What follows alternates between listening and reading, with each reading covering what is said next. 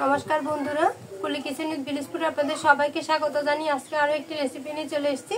দেখুন বন্ধুরা আজকে নিয়েছি সরপুঁটি মাছ, টমেটো দিয়ে সরপুঁটি মাছের পাতলা করে ঝোল করব। অবশ্যই পুরো ভিডিওটি দেখবেন, আশা করি ভালো লাগবে। লবণ আর হলুদ দিয়ে মাছগুলো ভেজে নিব।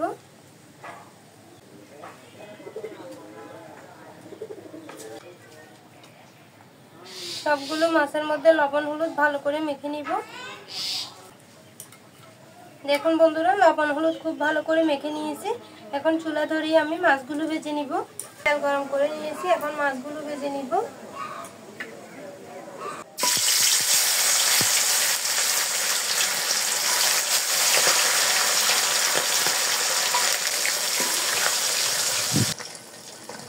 বন্ধুরা দেখুন এক পিঠ ভাজা হয়ে গেছে, এখন উল্টে দিব।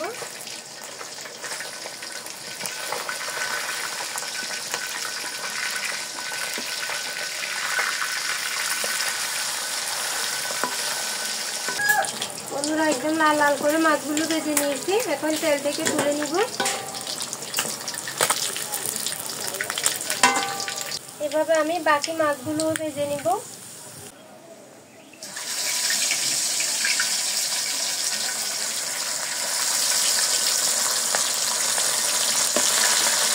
বন্ধুরা এখন মশলা কষিয়ে নিব। দিয়ে দিব তেলের মধ্যে পেঁয়াজ কুচি, দিব স্বাদ মতো লবণ, হলুদের গুঁড়ো, সামান্য একটু জল দিয়ে পেঁয়াজগুলো কিছুক্ষণ কষিয়ে নিব।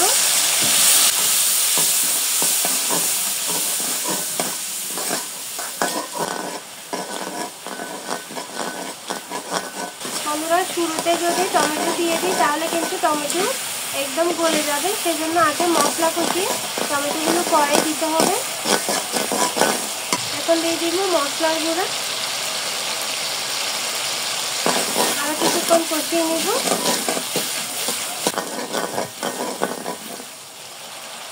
বন্ধুরা এখন কেটে ধুয়ে রাখা টমেটোগুলো দিয়ে দিব।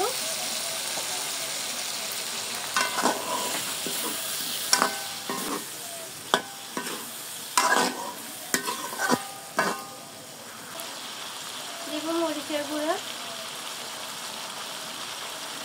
খুব সহজে কিন্তু এভাবে টমেটো দিয়ে মাছের ঝোল করা যায়।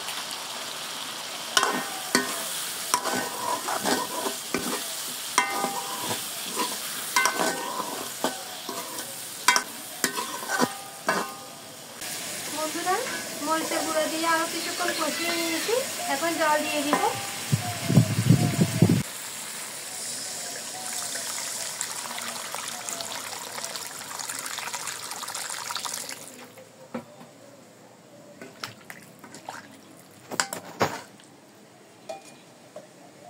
ঢাকা দিয়ে ভালো করে ঝোল ফুটিয়ে নিব।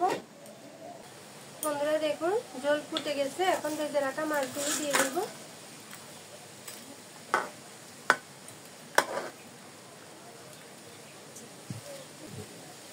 আরো কিছুক্ষণ ঢাকা দিয়ে ভালো করে রান্না করে নিব। বন্ধুরা দেখুন টমেটো দিয়ে সরপুঁটি মাছের পাতলা ঝোল একদম রেডি।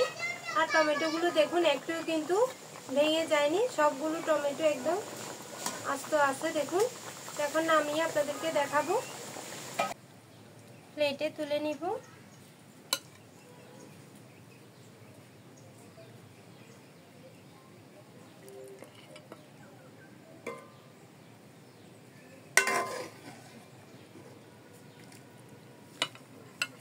এরকম গরমের মধ্যে মাছের পাতলা ঝোল কিন্তু খেতে খুব ভালো লাগে।